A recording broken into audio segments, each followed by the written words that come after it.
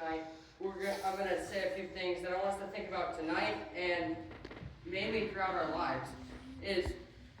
Let's say, this is a little morbid, but let's say you died tomorrow, and then on Judgment Day, what would God say to you? Would he say, you did my law, you followed what was right in my sight, and you will inherit the kingdom of heaven? Or will he say, you didn't follow my law, and you will not inherit the kingdom of heaven? The first scripture tonight will be 2 Timothy chapter 4, verses 6 through 8. That is 2 Timothy chapter 4, verses 6 through 8.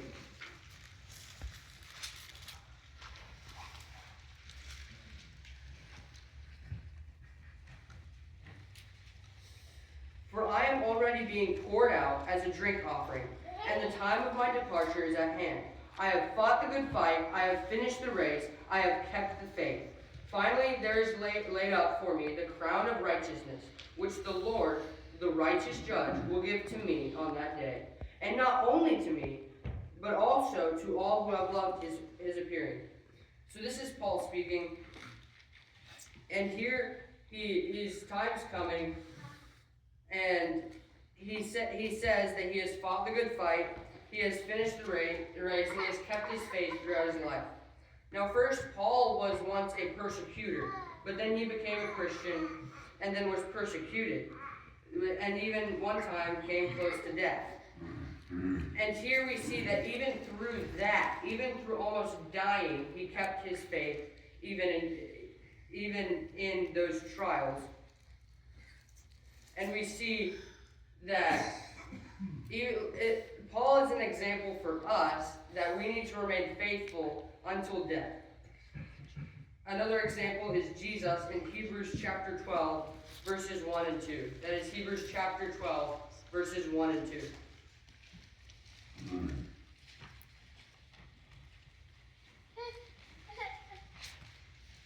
Therefore, we also, since we are surrounded by so great a cloud of witnesses, let us lay aside every weight and the sin which so easily ensnares us, and let us run with endurance the race that is set before us, looking unto Jesus, the author and finisher of our faith, who for the joy that was set before him endured the cross, despising the shame, and has sat down at the right hand of God, the right hand of the throne of God.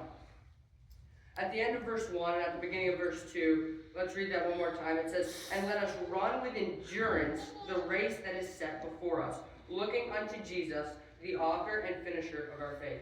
Now the title of this talk is Finishing the Race.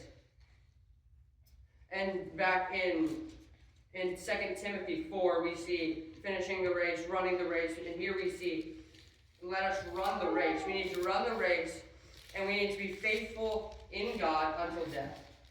Now, has there ever been a time in your life where you struggled, or maybe you were doing something, maybe you was even running a race, and you got real tired, and you wanted to quit, you wanted to stop, but you didn't? Two illustrations for me is, if you talk to me, you know that I really enjoy hunting. And last year I hunted a lot, and I never got a deer.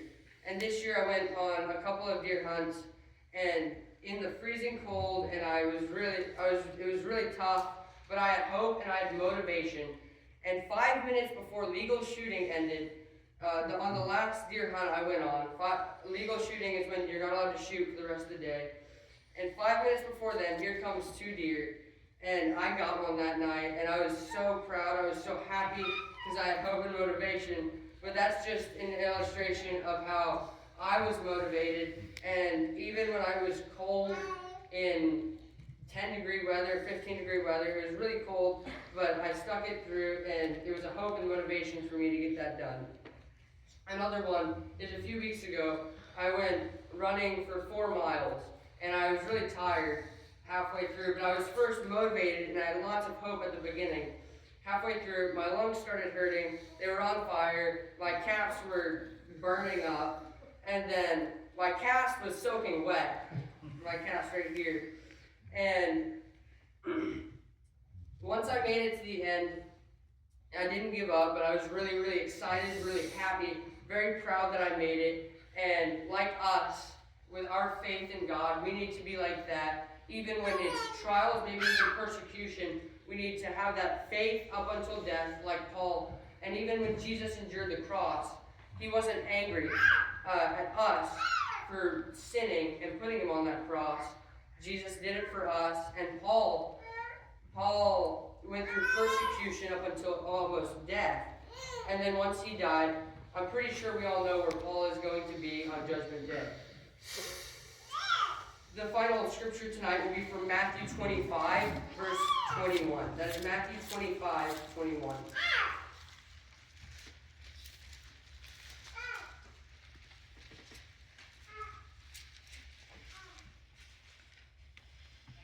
His Lord said to him, "Well done, good and faithful servant. You were faithful over a few things. I will make you ruler over many things. Enter into the joy of your Lord." Now this is the parable of the talent. And here it's where this master has a servant, and his servant was faithful to him. So he gives him these rewards. And this could be a metaphor for God giving us the reward of heaven when we are faithful until death. And like I said at the beginning, think about this throughout your entire life, because this is very important. But on Judgment Day, let's say, not to be morbid, but you die tomorrow. On Judgment Day, will God tell you that you finished the race, you kept the faith, and you did his commandments? Or will he say that you didn't, and that you are not going to be able to enter the kingdom of heaven? Which one do you want to hear from God, and which one will you hear from God? I hope this has been a reminder and helpful to you in some way. We will now be led in a closing song and a closing prayer. 3:15 in your blue book.